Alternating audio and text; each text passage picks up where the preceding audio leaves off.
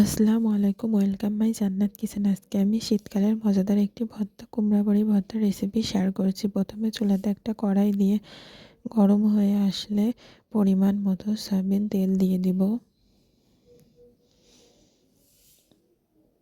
তেলটা গরম হয়ে আসলে এবার কুমড়া বড়িগুলো দিয়ে দিব।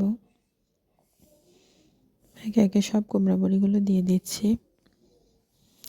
দিয়ে এবার নেড়ে নেড়ে ভাজি করে নিতে হবে বড়িগুলো।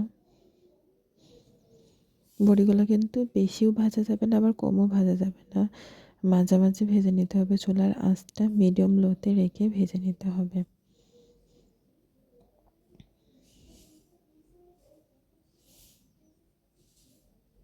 বড়িটা আমি নেড়ে নেড়ে সুন্দর করে এই যে ভেজে নিয়েছি এরকম করে।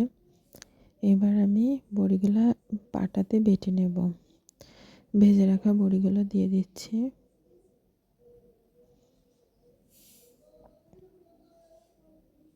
এবার আমি এইভাবে বেটে নিতে হবে।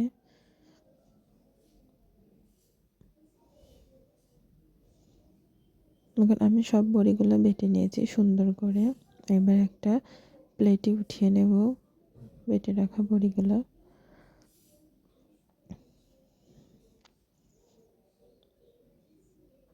এই ভর্তাতে একটু বেশি করে পেঁয়াজ কুচি দিতে হয়, পেঁয়াজ কুচি দিয়ে দেব। তারপরে লবণ দিয়ে দিব পরিমাণ মতো, দিয়ে একটু মাখিয়ে নেব।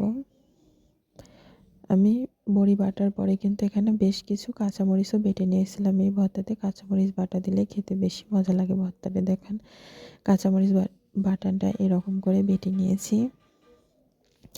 এবার পেঁয়াজ আর লবণের সাথে কাঁচামরিচগুলো ভালোভাবে মাখিয়ে নিতে হবে। সুন্দর করে মাখিয়ে নিয়েছি। এবার পরিমাণ মতো সরিষার তেল দিয়ে দিব। তেলটা দিয়ে আবার বেশ কিছুক্ষণ মাখিয়ে নেব পেঁয়াজ কাঁচামরিচ আর সাথে।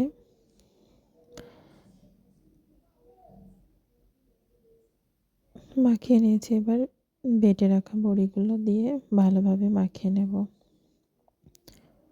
এই ভর্তাটা বানানো কিন্তু অনেক সহজ, খেতেও কিন্তু অনেক মজা লাগে গরম ভাতের সাথে। আপনারা একবার এইভাবে এই ভর্তাটা বানিয়ে খেয়ে দেখবেন, খেতে কিন্তু অনেক মজা লাগে। দেখেন ভর্তাটা কিন্তু আমি অনেক সুন্দরভাবে বানিয়ে নিয়েছি। ভর্তাটা দেখতে যেমন সুন্দর হয়েছে, খেতেও কিন্তু অনেক মজা লাগে। আপনারা একবার হলেও কিন্তু খেয়ে দেখবেন এই ভর্তাটা। বাই বাই, আল্লাহ হাফিজ। ভালো লাগলে কমেন্ট